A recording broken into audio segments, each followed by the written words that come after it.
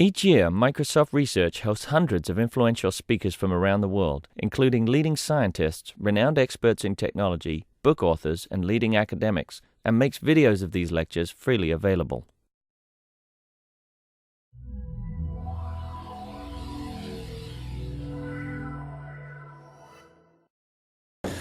Okay, so it's our pleasure today to have Professor Shai Manor giving us this talk. Shai is a professor at the Technion in Israel. Previously, he was a professor at McGill University. And today he's going to speak about robust PCA for high-dimensional data. So. And thanks, Ofer, and thanks for having me. So today I'm going to talk about a very stylized, I think very neat model for high dimensionality reduction when you have the data is really high dimensional, and also you have outliers. That's joint work with Juan Shu and Konstantin Karamanis, who are now both at UT Austin.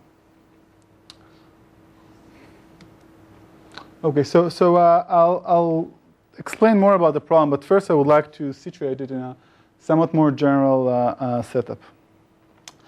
So the first setup, which I think is not exactly what machine learning people think about, is what's known as data-driven stochastic optimization.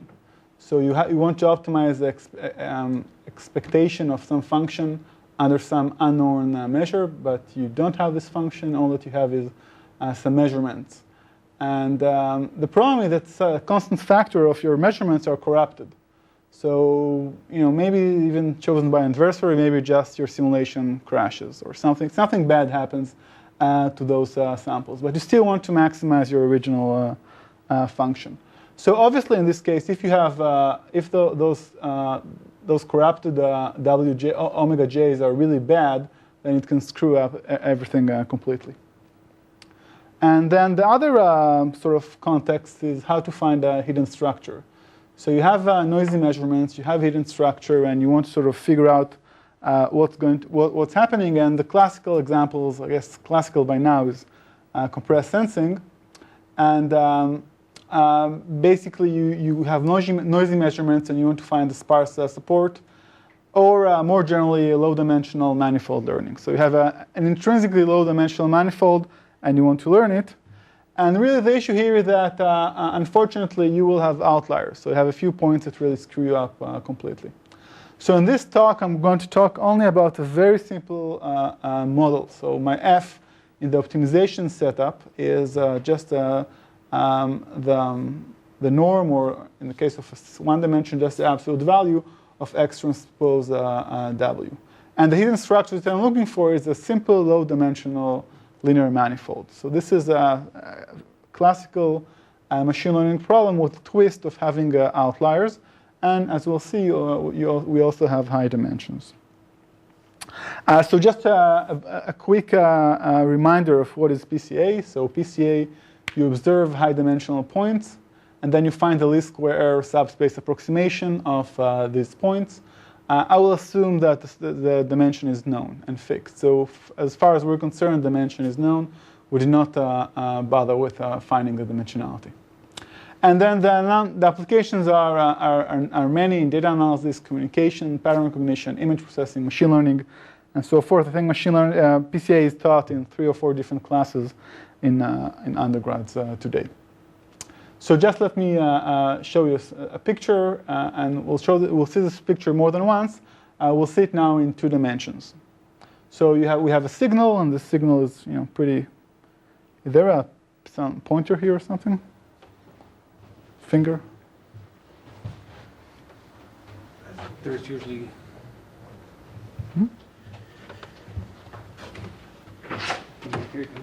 Here comes the pointer. Very efficient. So we have a signal here, we have a noise. The noise looks small.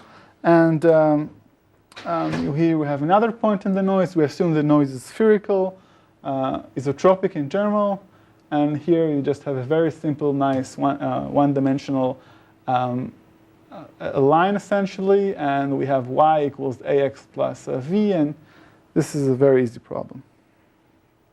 OK. So finding the least square error subspace approximation is easy, and we know how to do it. You just use you look at the matrix, you perform a SVD, and on a sample covariance matrix, and basically this is it. I just want to remind you that SVD is a non-convex problem.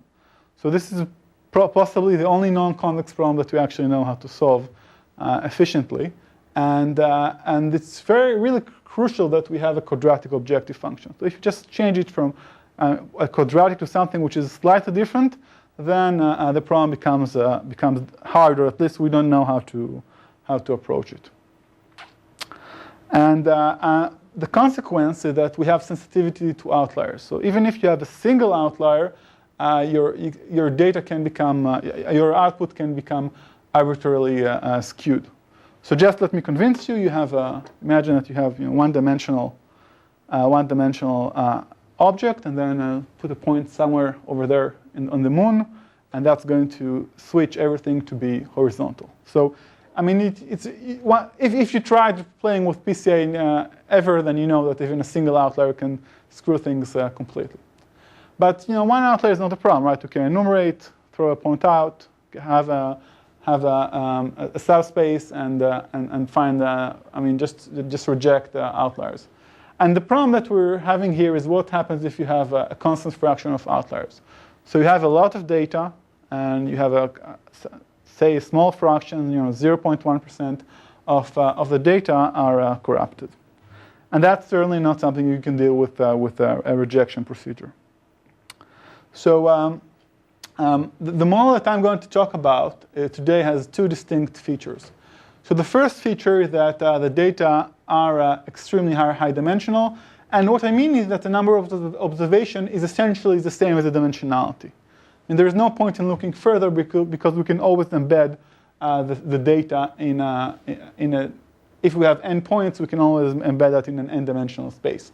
But that's what I mean by when I say high-dimensional data. And then the second issue is that a constant fraction of the points is arbitrarily corrupted. So somebody, maybe an adversary, maybe just sheer bad luck, decides to corrupt these points. Yeah. So you were saying that the dimensionality is large. So which dimension? There's two dimensions, right? There's the dimension of the manifold and the dimension of the... So the dimension of the manifold will be assumed to be fixed, and the dimension of the data will assume to increase. So let me just provide some motivation. I don't think I need to convince you guys why PCA is important. But I can tell you how I got interested in this particular problem. So as I said, high dimensional for me means that dimensionality equals the number of observations. There are many applications. I don't need to convince you guys on that. I became interested in that by looking at networks application. So you have a large network, you sample it in many places, and basically the dimensionality of every sample is the number of nodes in your network. I mean, huge. And you try to sort of find structure in this network, and that's not so easy, especially once you have rare events where something failed, like Cisco router decided to shut down. So those are rare events that you don't want to take into account. Also, another source is that the kernel trick generates high-dimensional data just by definition. So if you're going to do kernel PCA, you will get high-dimensional data, even if your data is not that high-dimensional. And I mean, the point that I'm going to make in the next few slides is that traditional statistical tools fail for this model. So you have both high dimensions and corruption. Okay. So here is a sort of an example of what happens in low dimensions when you have outliers. So here you don't have any outliers, and here you have a few outliers. So now you can say, well, that seems pretty easy enough. I mean, I should be able to get rid of the outliers. And here are just some observations. So the outliers have relatively large magnitude. They have a large Mahalanobis distance. So if you take the distance measure, that is defined by the subspace, and those 5 outliers really look weird. I mean, it's not going to be difficult to reject them. And perhaps the most interesting feature here is that they increase the volume of the smallest containing ellipsoid. So just let me explain why this is an important point. So if you live in low dimension, then here is an algorithm that works pretty well. So you can find the volume of the smallest ellipsoid that contains all the points. But you can also find the volume of the ellipsoid that, say, contains half of the points. That's known as the robust ellipsoid method. And basically here it would work like a charm. So in this example, it would cover essentially more or less the same structure. And here it would just throw away those points.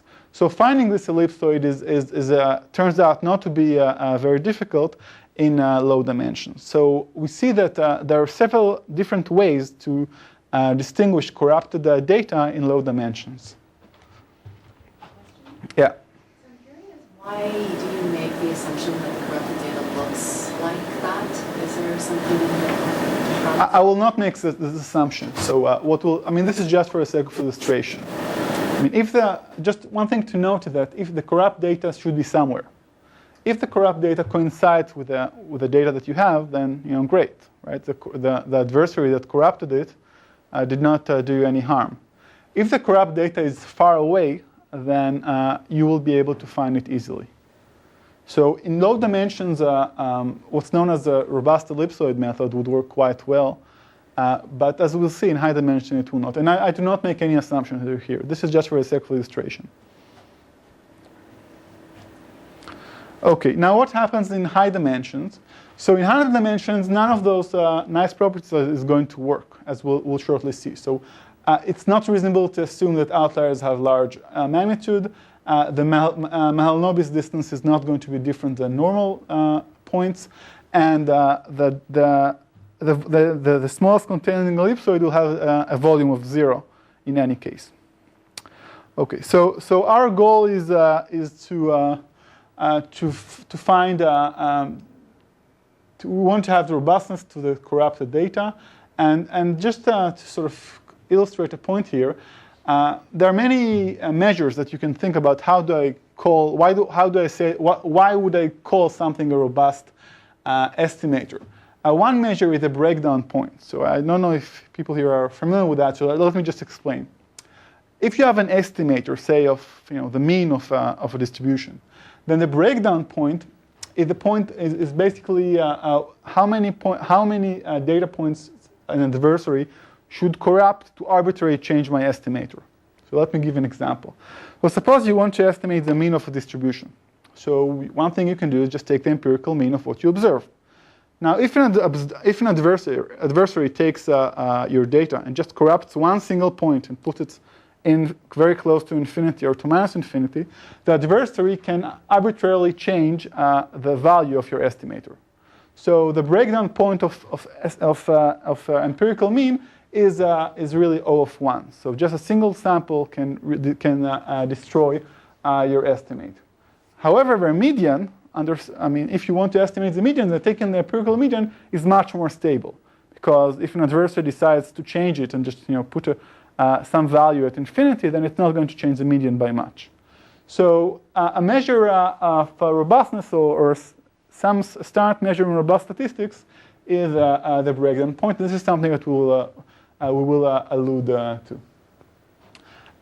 So what we're going to do is basically we're going to bound the error that is there, and we're going to find an error measure that bounds the distance, or I'll be more precise there, the distance between the subspace that the true principal components span and the principal components that we output. And our bound is going to depend on the fraction of outliers and the tails of the true distribution of the data. So how much the data actually is skewed. So that's really our measure of robustness. So when the algorithm collapses. Okay, so let me be more precise here. We assume that we have authentic samples. So we assume that there are this is the true data that we actually want to find the PCA of. So we have T samples, and those samples reside in some Rm, and each of those samples have this very nice representation. This is the sort of the standard classical PCA representation. Xj is a low-dimensional signal. A is a matrix that expands it to n dimensions, and Ni is assumed to be some noise. For the sake of this talk, let's assume it's a Gaussian noise. It doesn't really matter much. The noise is m-dimensional. It should be isotropic. That's the only restriction here. And A is the matrix that describes the subspace. Both A and mu, that's the distribution of the signal, assumed to be unknown. Mu is not necessarily Gaussian. Okay. Our second component, those are the outliers. So we have some points, and those are generated arbitrarily. I mean, we don't know how they're generated, and we want results that are going to be going to work for essentially any type of outliers. Of course, we observe all the data, but nobody tells us whether a single specific point is an outlier or an authentic point. So we observe endpoints, and this is really everything that we observe. Okay. Now let me just recall the regime of interest. So we assume that n and m are more or less the same. So m is that's a dimensionality, and n is a number of points.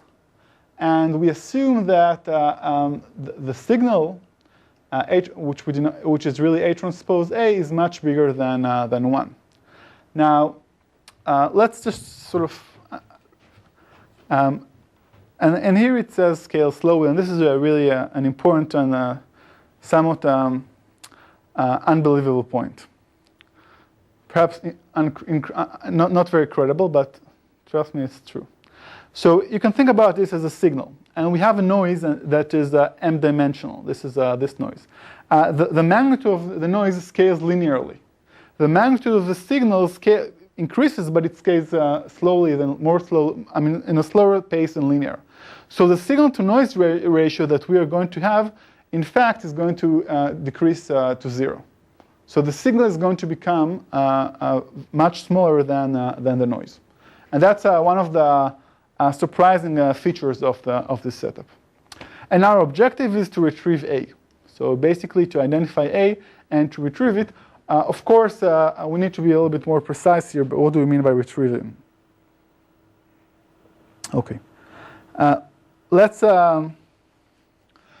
just explain what can go wrong in high dimensions before I describe the algorithm and the result. So yeah. Can you go back to the previous slide? So,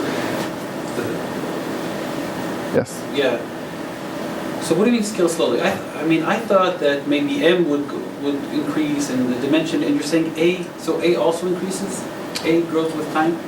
So the way you should think about it is that if you want to obtain any meaningful result, then, I mean, the matrix A here is an m times d times m matrix, right? So it explains how the signal is expanded from d dimensions to m dimensions.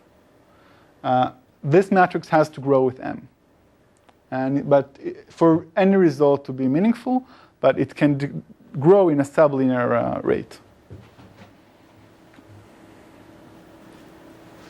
Okay, so let's sort of see where things can get tricky. So there is, there are some fascinating features of high dimensionality. And the first thing that is really what I explained before is that noise explodes. So the noise magnitude scales faster than the signal noise, and that's to be well expected. And then the SNR goes to 0, and actually the SNR goes to 0 and quite quickly. So this is sort of what's explained here. That's for Gaussian measures, but this is going to be the case for any sub-Gaussian or low concave measures. So basically, any reasonable noise measure that you're going to have something which is like this. The square root of m might be slightly smaller for other types of noise, but it's going to go. The expectation here this is sharp. So once the dimensionality becomes high, this is what you're going to get. I mean, the noise is going to be more than the signal, and this is sort of the expectation of the signal of this nature. So it's a sigma square root of d. So just to remind you, we assume that the sigma increases slowly, d is constant, and m increases. This is really our parameter. So m is the one that increases. So what's really going to happen? So what's going to happen is the true samples may have much bigger magnitude than the outliers, just because the outliers are arbitrary. They may have a larger magnitude, they may have smaller magnitude. We don't really know. The other interesting fact is that the direction of each sample is going to be orthogonal. So once we add a lot of noise, basically things start to become orthogonal to each other, especially to the signal. Okay, so let's. This is a low-dimensional regime. This is a picture that we had before, and this is what happens in high dimensions. So the signal is small and the noise is large, as opposed to what we had before, that the signal was. I'll just show the previous slide. The signal was large and the noise was small. It's just a little bit difficult to draw graphs in very high dimensions. Okay, and that's another sample. So you see that really the noise is much more significant. Another interesting feature is that if you take 2 points, you expect them to be equidistant from their origin and from each other. So this is something I cannot draw here, but basically every point is approximately orthogonal to almost every other point. Because once you go to very high dimensions, think about what would happen if you add wide Gaussian noise to 2 samples. Basically, they're drawn. They're going to. I mean, the noise is going to be dominant, and their inner product is just a random variable, which is a sum of Gaussian random variable normalized by the dimension, and that's going to go to 0 sharply. So every point is equidistant from the origin, and every point is equidistant from every other point. And the angle, the inner product of most points is 0. So most points are perpendicular to the signal space, just because the noise is so significant. So this really illuminates the problem. So the thing that we're used to think about when we think about PCA or about linear analysis do not work quite as elegantly in high dimensions. Okay, so let me sort of explain what one would do without, if you just try to import results from low dimensions. So you can try to say, well, let's do the happy-go-lucky thing. Let's do leave one out, throw away a few points, and then we're going to see what happens. So there are 2 things that can happen. Either the sample size that you're going to have is going to be very small. So maybe you're going to say, well, I'm going to throw away half of the points and then do PCA on another half of the points. So you're going to throw away a lot of points, or that you're going to have corrupted points in each subsample, which is also a problem, because as we said, even a single corrupted point can screw you completely. So the standard thing to do is to do what's known as robust PCA, and basically there are different ways to build a covariance matrix estimate, and to robustify this estimate.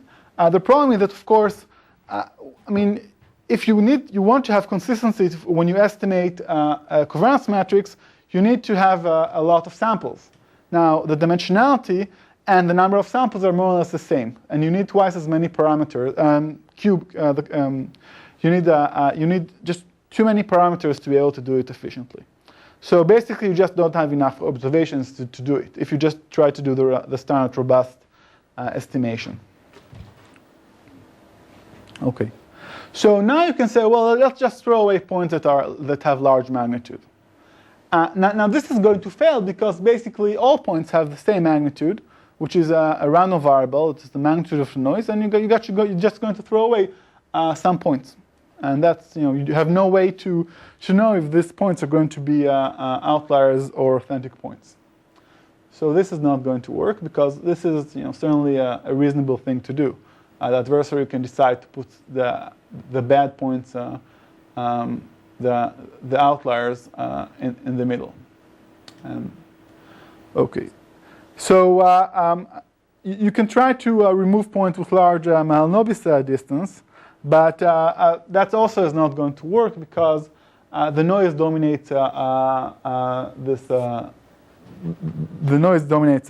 this approach as well. And for those of you who know, you can try to use what's known as outlierness distance and try to remove those points, and that's also not going to work.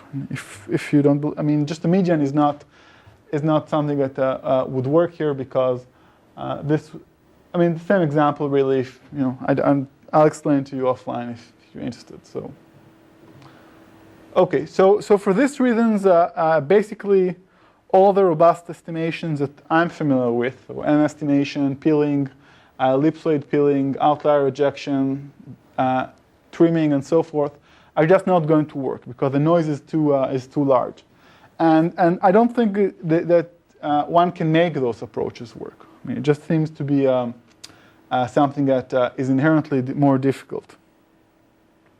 Now, another trouble is that you want to have algorithmic tractability. So high dimensions mean that your complexity should depend on the dimensionality and the number of points in the same way. And the ellipsoid approach, or the MVE, the minimum volume ellipsoid, well, that's an approach that is very sensible in low dimensions, but in high dimensions it's going to fail because all the ellipsoids have the same volume of 0. Because if the dimensionality is the same as the number of points, then this is just not going to work out. Okay, so and there are other approaches that you can choose that are sort of boosting a type or projection pursuit, and basically, I don't know how to make them work. Maybe it's possible, but I just don't know how to make it work. So let's talk about what can actually work. And that's the HR-PCA, the high-dimensional robust PCA algorithm. And the idea here is very simple. So basically, we know how to do PCA even in high dimensions if there is no noise, right? PCA is an algorithm that we know how to do, and we know how to do it efficiently. So we do PCA, and then we get a candidate subspace. So we project all the points onto this subspace, and then we do something that is called robust variance estimator. So basically, we take all the points that we have, and if we have some points that look sort of strange, we remove them from our estimator. This is may not eliminate all the outliers. Some outliers may survive, but if the outliers survive, then they're not going to contribute much to the overall. Will not have a lot of impact on our error. And then we're just going to remove strange points, so points that we would not expect. Yes. So I think you were trying to convince us that PCA in high dimension, where there's adversarial noise, cannot work with classic techniques. Right. But at least you managed to convince me that PCA doesn't make sense in high dimensions, even if you don't have adversarial noise. So, from a modeling perspective, you mean? No, because you're saying that when you go to these high dimensions, then everything's orthogonal. Everything just looks like, equidistant from the origin. So forget about the noise. Why would PCA in high dimensions work? Well, it's a question of what you want to do with it. So this extreme approach would work even in the setup where the signal to noise ratio goes to 0.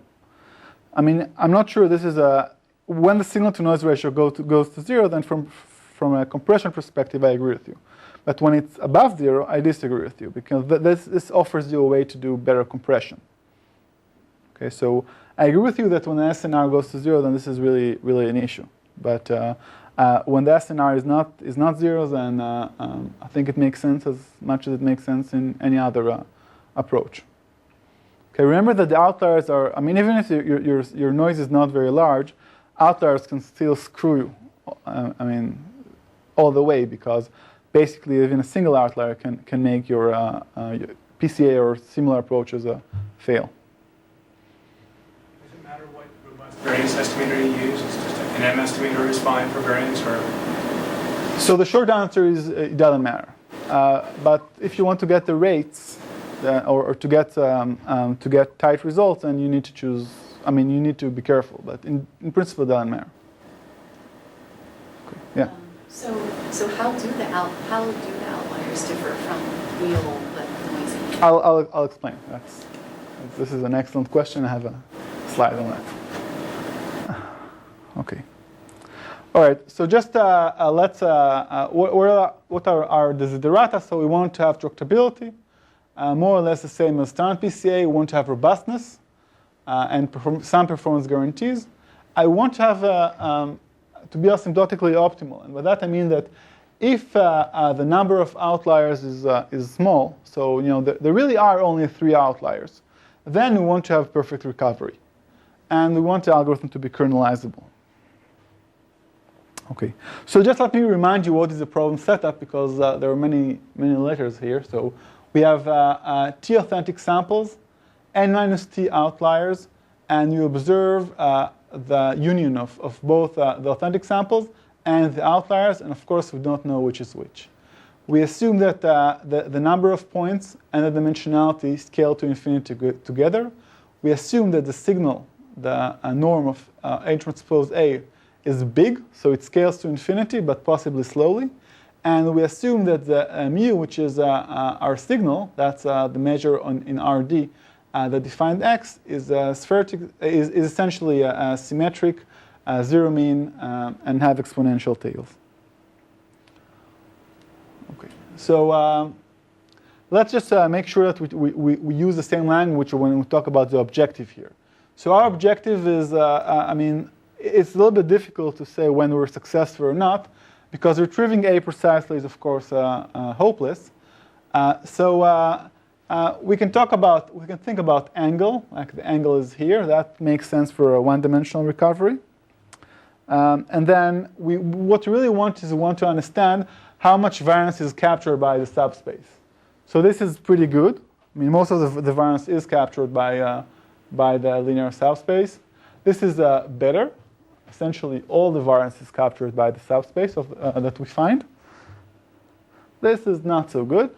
We found suppose we decide that this is really the answer for PCA, and this is slightly better. Now, in 2 dimensions, that may seem a little bit silly to you, but in high dimensions, it's a bit hard to see the picture. So if the dimensionality is 1,000,000 and you project it on a 100-dimensional space, which could be pretty good, and you still want to have a good measure of performance. So we're going to use what's known as express variance.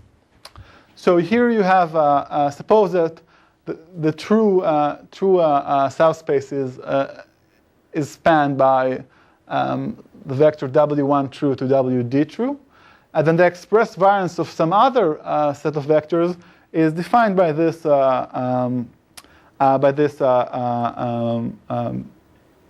expression, which is always less than 1 and more than 0.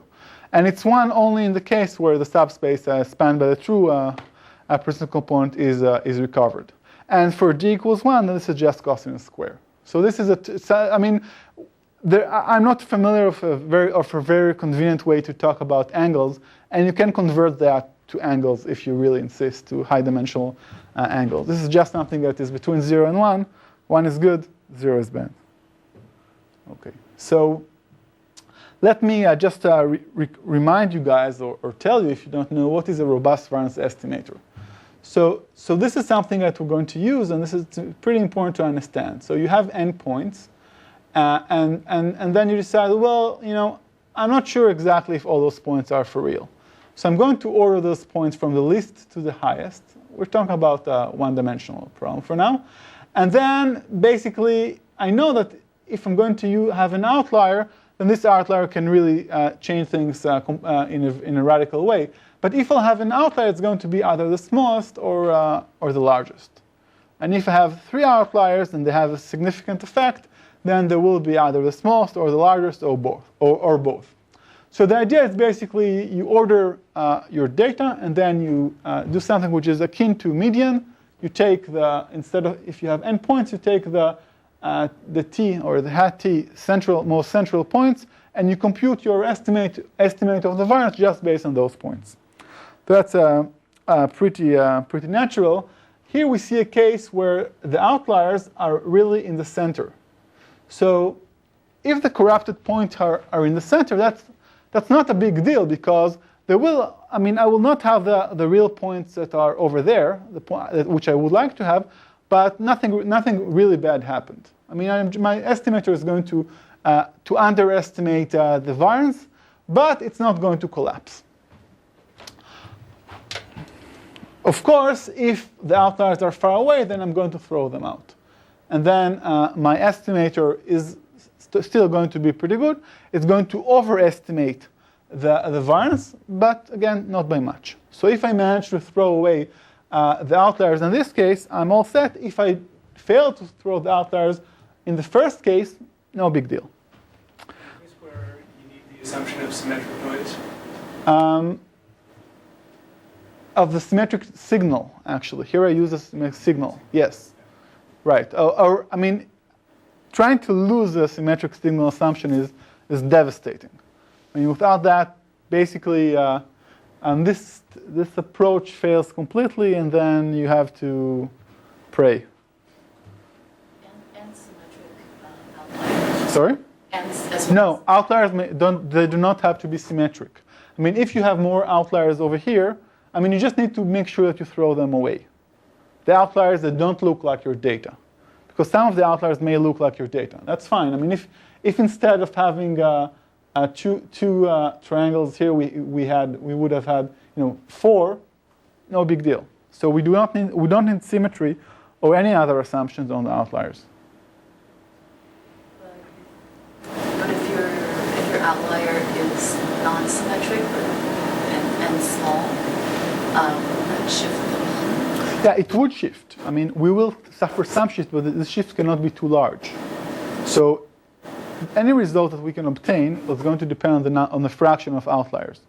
If half the points are outliers, nothing much we can do about it. But for the same fraction of outliers, if it's not symmetric, it could slightly shift the mean, but remember that we're doing robust estimation, so you cannot shift the mean by much, or the variance for that matter.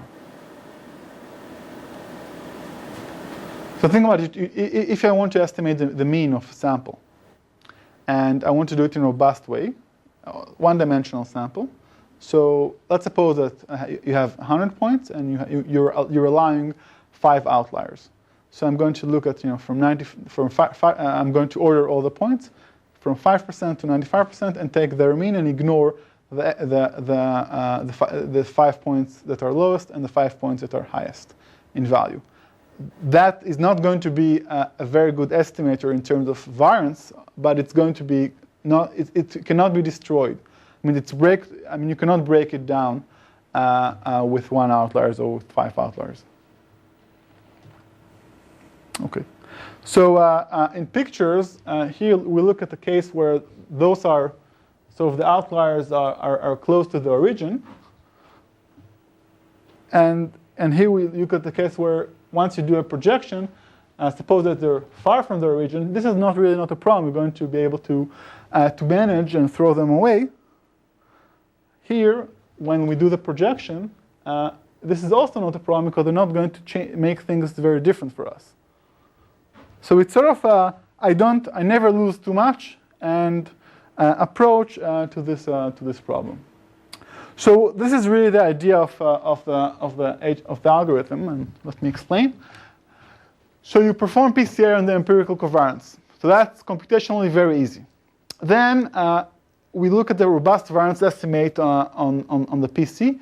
If our variance estimate is large, we're happy because we capture most of the variance. So we record it, and we record the principal components. Then we randomly remove points that are in proportion to their variance along the principal components.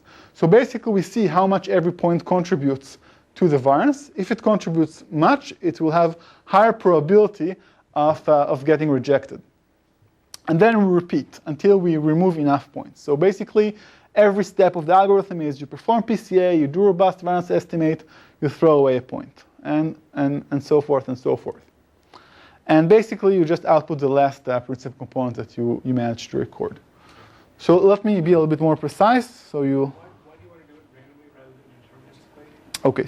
So the reason that you want to do it randomly is that you want to claim that eventually you will have with high probability a clean, only an authentic points with high. And in order to do that, you need to be able to throw things in a random fashion. So as I'll show later, you provide, you can have a probabilistic estimate of how many points are authentic and how many points are outliers. Okay, so the algorithm is really simple. You do the PCA, you get principal components, you compute a robust variance estimate. If it's the best you've seen, then you're happy. You update the threshold, and you think that this is the best you've seen so far. Then you randomly remove a point in proportion to its variance along the principal components, and then you repeat, and then you output the last pieces that you recorded. So the algorithm itself is very simple. The complexity is really performing PCA because doing the RVE is pretty fast, and doing the times the number of iterations that you're going to do it. Okay, so what can go wrong? So you can remove authentic points. You can ultimately not report the best outcome. And you can have corrupted points that contribute to the principal components. So those are the three sources of error that you may have. And really the way to prove such a result is to show that you can control the error due to all these factors. And what's really happening here is that points that are if you throw away a few authentic points, nothing will happen. It's not a big deal. You're going to have a slightly conservative estimate. You can control how far the outcome that you report is going to be from the best outcome. And corrupted points, you can divide them to two parts. Those corrupted points that look good, and those corrupted points that are strange. And you can show that the strange points are going to be eliminated with high probability. Okay. So just let me give you a flavor of the results. So the results are going to depend on the fraction of outliers and the tail of mu. So mu is the distribution of the signal. That's a symmetric distribution of the signal.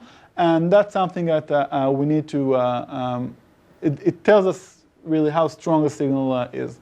So just we defined v of alpha to be the integral from, there is some function of alpha here, and this is just the variance of the signal from between two symmetric segments. So this is something that we're going to use.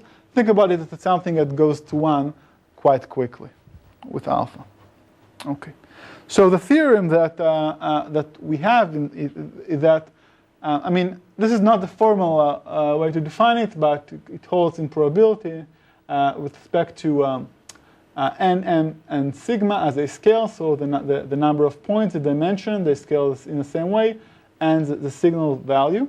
So the expressed variance is it has two terms. So it's lower bounded by the error due to the robust variance estimator. So robust variance estimator, once we threw away some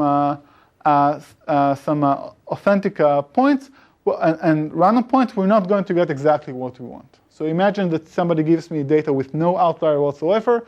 I will not be able to estimate things correctly. So here we have, this is the first term. The second term is a term that is due to random removal. I may not remove all the outliers, and I will remove some authentic points. So this is sort of describes this element, and kappa is a parameter that is implicitly optimized in the algorithm. One thing to notice is that if t equals O of n, so if really this is something t hat is n minus t, or order of n minus t, then this is going to go to 1, and it turned out that the term here also goes to 1. So in that case, we get optimal recovery. And the breakdown point of this algorithm is half. So if you want to arbitrarily change the space, then you need to change half of the points if you want to control it at an adversary. So let's see it. Where are the pictures? There used to be a picture here. Let's see if I have it. Nope. Picture was gone. But so this function here, the way it looks is that it starts at 1, and then it decreases quite quickly to 0. So after about around 1% outliers, it's very close to 0. So even though this is sort of truth in honesty in advertising, the results once you have if you say have 10% outliers, this algorithm is not going to work out well for you. But if you have 0.1%, then it will. So just let me explain how the proof works. So there really is something here that is happening which is quite fascinating, and that's a blessing of dimensionality. So when you think about random variables, you can think about two directions. One axis is the number of samples, but the other axis is dimensions. And you can have the same approach that you have to using standard machine learning bounds. When you have many samples, you can also use them when you have many dimensions. And there you can get a pretty strong concentration inequalities in the same way that you do that for dimensions. So basically, we use dimensionality to our advantage, and we do not suffer from it. So it turns out that the empirical covariance estimates are good. And then the random removal, well, two things can happen. Either we have a good solution, or that we remove an outlier. So if either of these things happen, then we're happy. Because if we have a good solution, we're happy. If we removed an outlier, then in the next iteration, we're more likely to find a good solution. So based on 2, then at some iteration, which is not very far, one of the two things should happen. Either the algorithm finds a good solution, or that there are no outliers, and the fourth step is tying things together. So basically, you get the good solution at some point, and you can control it. You can control how bad your subspace is going to be. Also, how am I doing on time?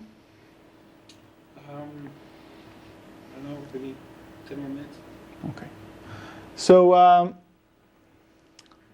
basically, the proof technique is based on what, the first step is the crucial step, and the kind of thing that you can do is you can show that the largest eigenvalue of the signals in the origin space converges to 1.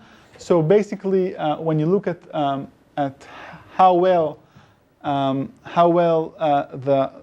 your estimate is going to be, well, this is going to be very close to what you want, and this is bounded with the eigenvalue of the noise is bounded with very high probability.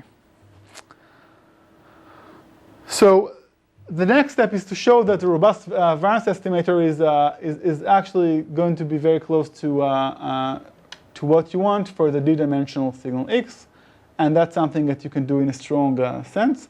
And then you can show that you get a uniform bound. This is pretty heavy, actually. It requires pretty heavy lifting.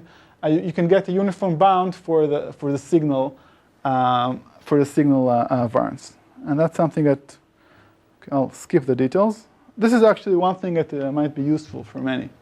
So you have this is a very generic lemma that is quite useful. So if you have a singular value for a big matrix, then the probability is much larger than for a random matrix, this is sort of the noise. The probability that it is large is exponentially small in this scaling. But anyway, this is okay. I'll skip that. If you want, you can see it online. But basically, the issue here is this is sort of the key idea that you can get a dimension-free concentration of measure inequality for generic Lipschitz functions under Gaussian measure or sub-Gaussian measures, and for any statistical test, which is exactly what we're doing here. So you can get something like that, and that's that's sort of how the ingredient here. So I just want to talk a little bit about the random removal of points. So if you have either you have a good solution or you remove an outlier. So what is a good event for us? So a good event is that the variance of the authentic point is close to is much larger than the variance of the corrupted points. And basically, I'll sort of skip the details, but the theorem here is that with high probability you have a good event by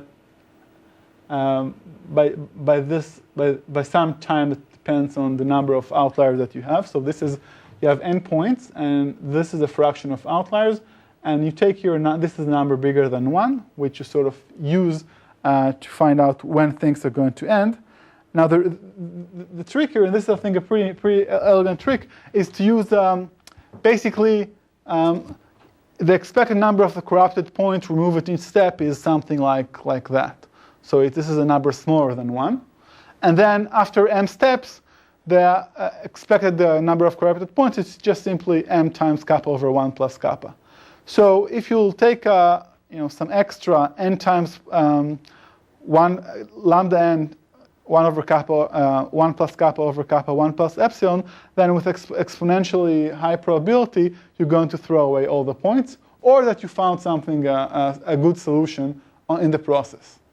So this is sort of really the essence of this rejection procedure.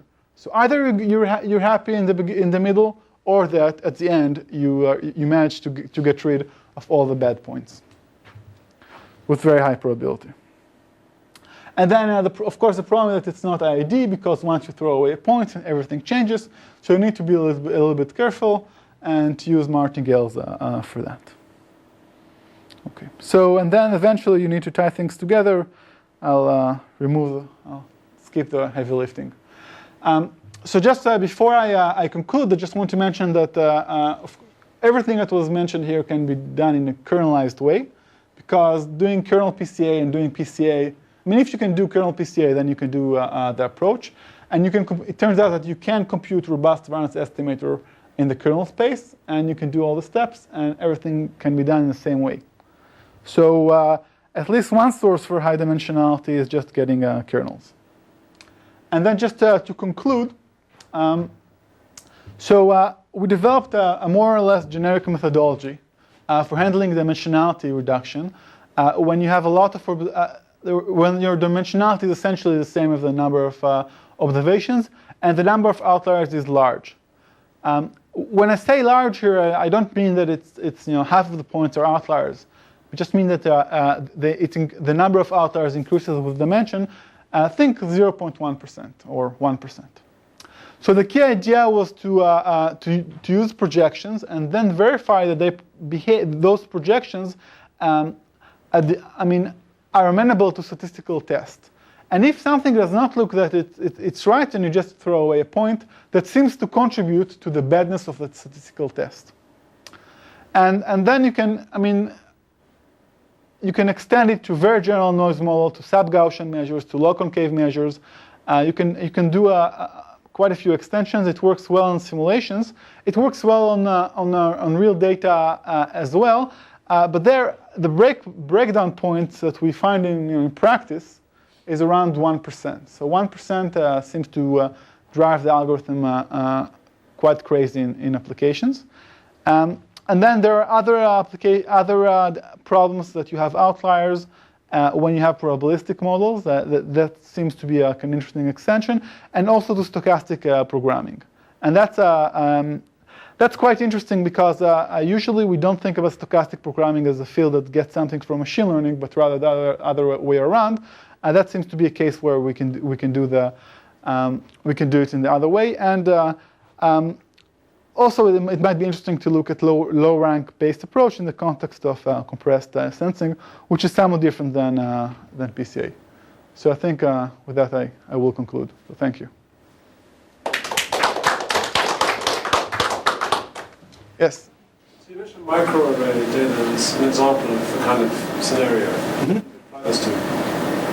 Does that data satisfy the conditions of the theorems? Is it symmetric? So the signal is not symmetric there.